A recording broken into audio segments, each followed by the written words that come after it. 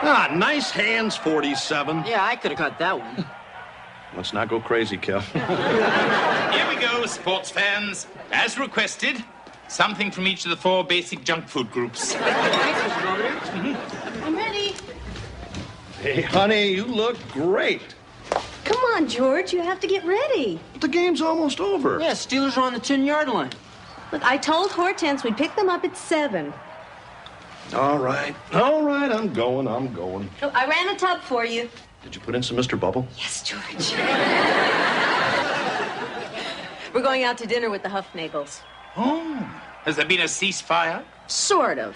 Yeah, every year Mom and Dad take the Huffnagels someplace to make up for all the bad stuff Wes did. Where do you take them?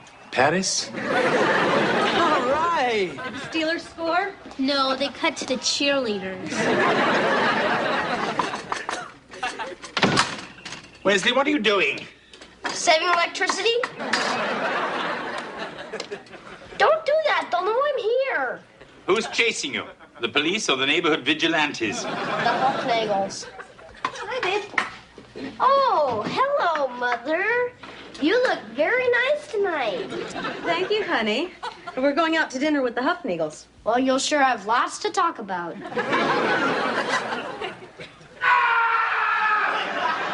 I didn't do it. Mom! What happened? It's Dad. The TV fell in the bathtub, and I don't think he's breathing. Oh, my God.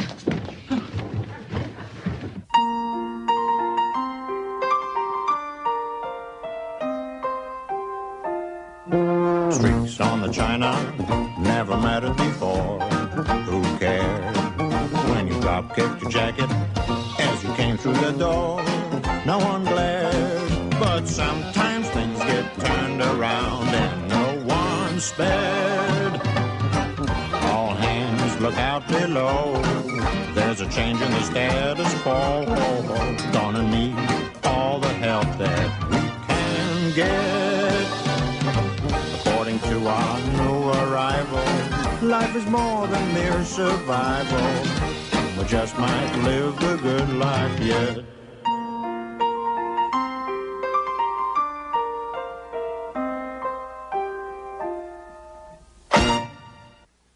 Take it easy, honey. Not too fast. Thanks. George, good to have you back. How do you feel, Dad?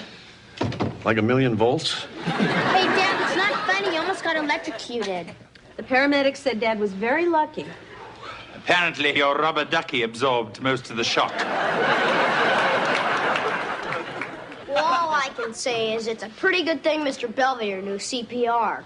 Huh? He's the one who brought you around. Yeah, he dragged you out of the tub, laid you on the ground, put his mouth over yours and everything.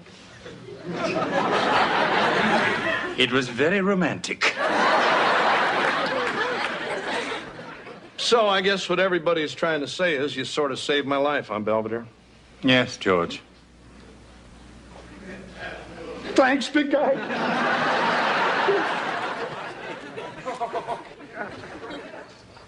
George, Hey, Belvedere. couldn't sleep? I guess I'm still a little charged up. Look, George, if you're still thinking about how I saved your life, forget it. I mean, I wouldn't want you to feel obligated to save mine or anything. I don't. Oh. What I've really been thinking about is how I was sort of dead for a while. I mean, my heart stopped and everything. Well, it's not as if you were brain dead. At least no more than usual. Hey, I was gone, pal. I was someplace else. I see. What was it like? I don't know. All I kind of remember is this weird smell, like liver and onions. I'm sorry, George. I didn't have time to gargle. Oh, it's just something like this happens to you. It's like somebody's giving you a second chance. No, that's true. It's a beautiful night, huh, Belvedere? Mm-hmm. Yes. Lovely. You can see just about every star in the sky. It's funny. It's like I've never seen them before. Don't you think we ought to go? There were bells on the hills, but I never heard them ringing. No, I never heard them at all till there was you. There were birds in the sky, but I never saw them winging. No, I never saw them.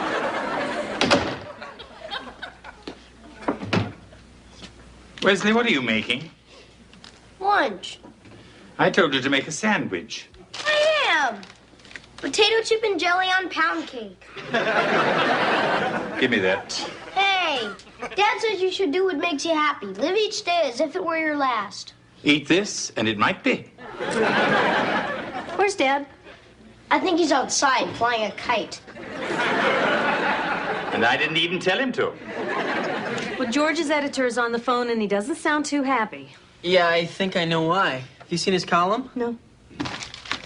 Steelers win. So what? I like it so far. It was a crisp fall afternoon at Three Rivers Stadium. On the field are the Pittsburgh Steelers, making it happen, living out their dreams. In the stands, 60,000 spectators who long ago abandoned theirs. They yell, they cheer, but it's just a temporary diversion from their empty, wasted lives. Hey, family! George, your editor's on the phone. Uh-oh, you must have read Pop's column. Hi, Ed, what's doing? Whoa, Eddie, take it easy. Life's too short. Well, look, if that's the way you feel, I think I can solve both our problems. I quit. George! But have a nice day. What's everybody looking at?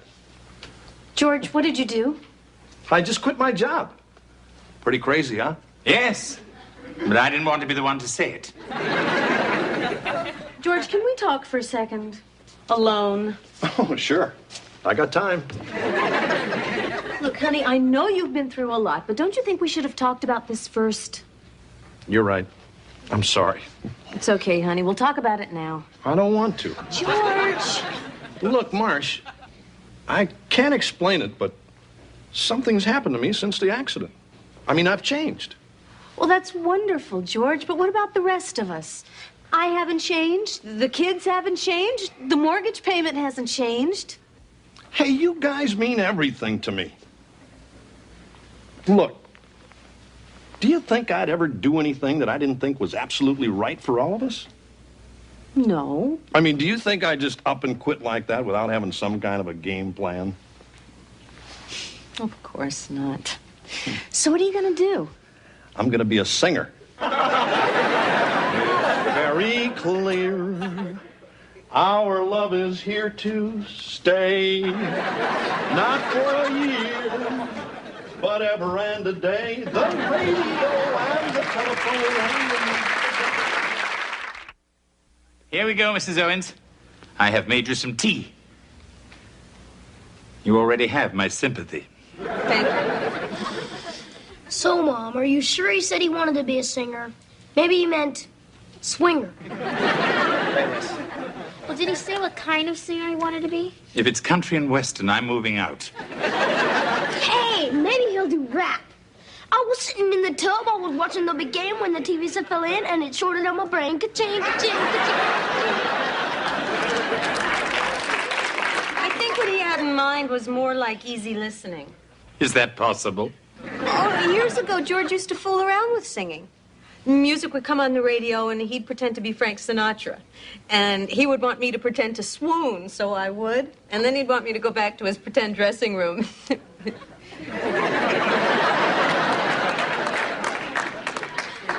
So what are we gonna do? Nothing. I'm sure as soon as he realizes how impractical the whole thing is, he'll be back at the paper in no time. I hope you're right. And regardless, with a voice like George's, who would hire him? So, what do you think? Very nice. George, Mr. Pittsburgh Owens, now appearing in the fabulous ingot room. 3 drink minimum. Well, that should be no problem. Hi, honey. Hey. Ta-da! George, that's a very good picture. Yeah. Old Blue Eyes ain't got nothing on me. Anyway, I gotta go upstairs. Loosen up the old pipes. Would you like some Drano? I love this cat. So what do you think, Mr. Belvedere? Does this bag go with this dress? Well, Dad's thing is tonight, and I gotta wear something so people won't recognize me. I'm wearing these.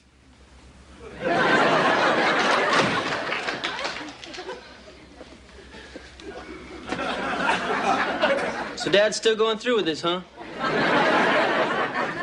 Unless something happens to change his mind. Well, I thought you were going to talk to him. Oh, he'll never listen to me. But perhaps there's someone he will listen to. On a clear day, and look around you. Hold it. And you'll see. It's my song. Hey, you're Robert Goulet. Yes. What are you doing here? Oh, I'm just hanging out. George, I hear you want to be a singer. Yeah, I do. In fact, I'm opening tonight at the Steeltown Inn. Really? You ever play there? Play there, I wouldn't sleep there. Now, that's pretty much why I'm here. Why's that, Bob? Well, this singing racket is kind of tough, and don't call me Bob. Yes, sir. See, the thing is, it's not easy getting started in this business. I know that. Oh, you know that? Oh, well, then you know what it's like. I mean, playing in every kind of crummy dive, singing your heart out to somebody who's only interested in his cocktail or his cocktail waitress. I mean, getting heckled, not getting paid, and you're lucky if they don't make you sweep up on the way out. You mean all that happened to you? No. But for every guy like me, there are a million guys like you, sweetheart, and chances are you're just not going to make it. Hey, look, I've been dreaming about this my whole life. And now that I'm getting a second chance, I'm going to go for it. George, I just think that... Yeah, well, I don't care what you think.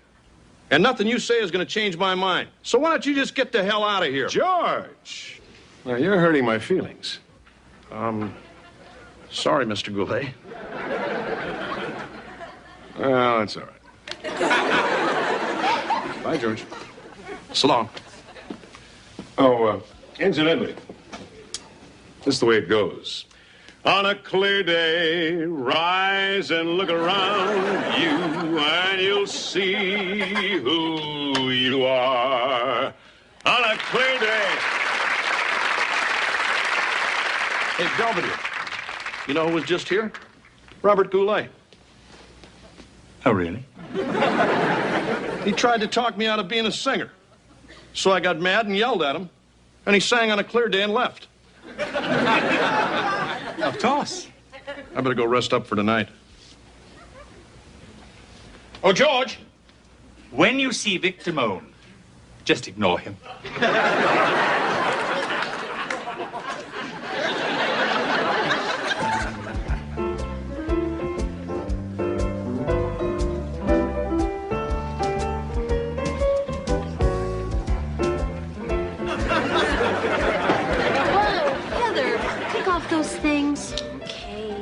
Oh, look, Dad got us a table right up front. I'm leaving. Just sit down.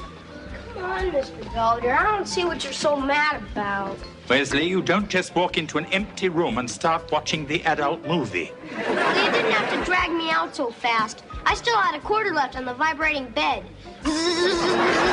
Sit.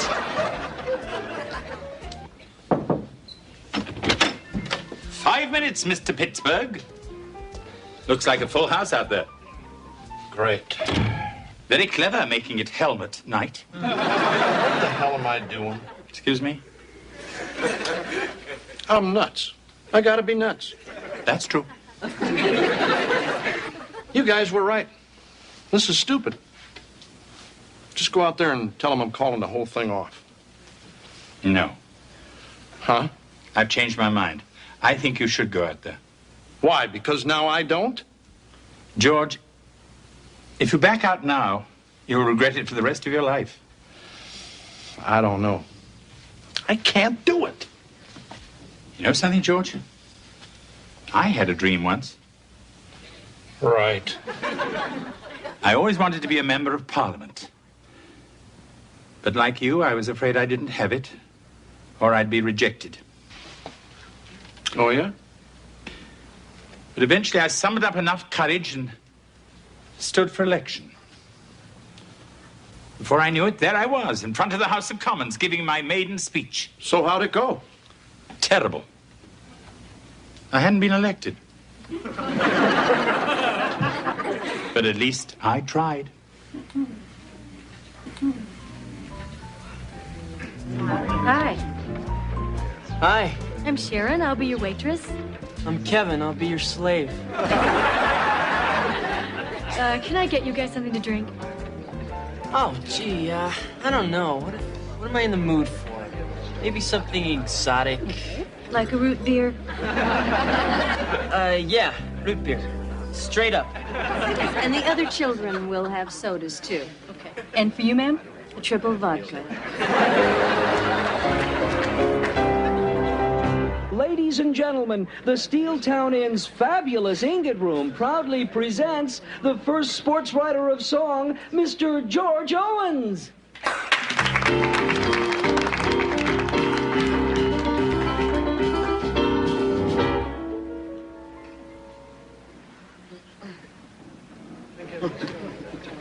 Hey, maybe Dad chickened out. God, I hope so.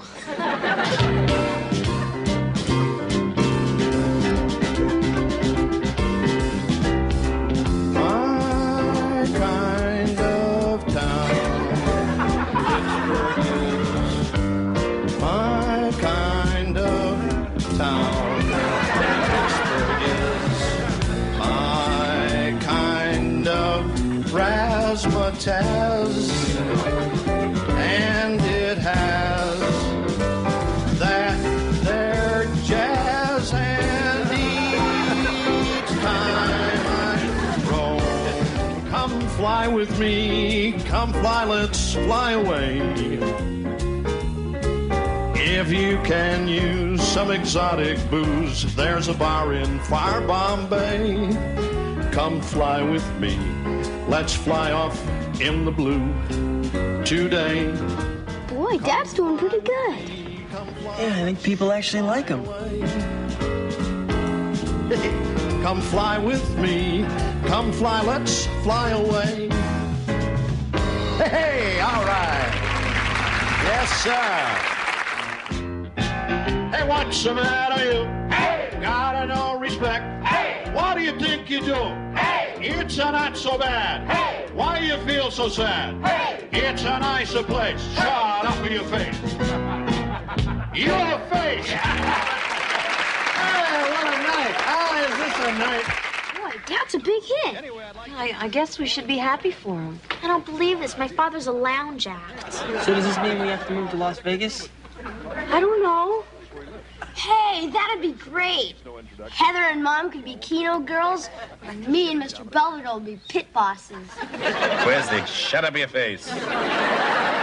And, of course, on the keyboards, a gentleman who's been with me my whole career. I met him this morning. Mr. Ben Lanzarone.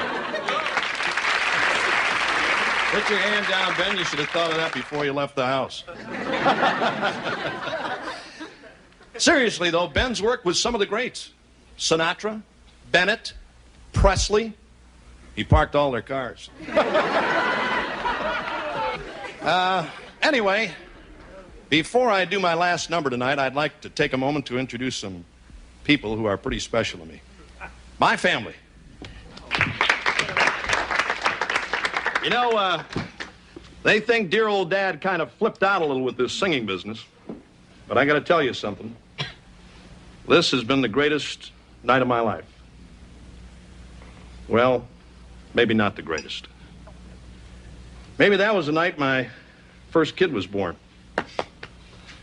Or my little girl's first smile after they took her braces off. Or maybe when Westman made Little League. Or the night this big English guy showed up on my front doorstep. Actually, though, if I had to pick one night in particular, I guess it'd be the night I met this lady. This is my wife, Marcia. Come on, honey. And that's why I'd like to dedicate this last song to her. And when I say last, I really mean it. Because this is it. This is my last performance. Come on, honey. Oh, George, I can't. Come on. It's very clear our love is here to stay. Not for a year, but ever and a day. The radio and the telephone and the movies that we know may just be passing fancies and in time may go. But oh, my dear, our love is here to stay. Together we're going a long, long way. In time the Rockies may crumble, Gibraltar may tumble, they're only made of clay. But our love is here to stay. You got room for one more. Oh, my dear, our love is here to stay. Not for a year, but ever and a day. In time, the Rockies may crumble, Gibraltar may tumble, they're all made of clay. But our love is here, not for a year. Our love is here to stay.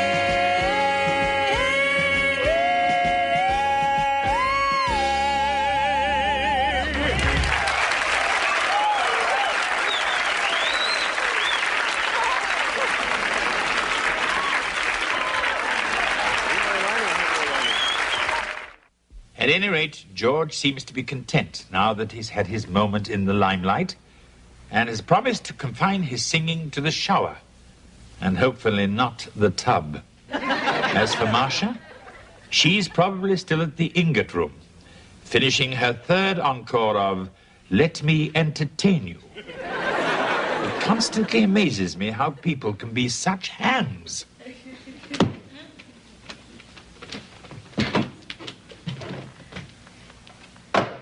Me and my shadow strolling down the avenue. Me and my shadow with no one there to tell my troubles.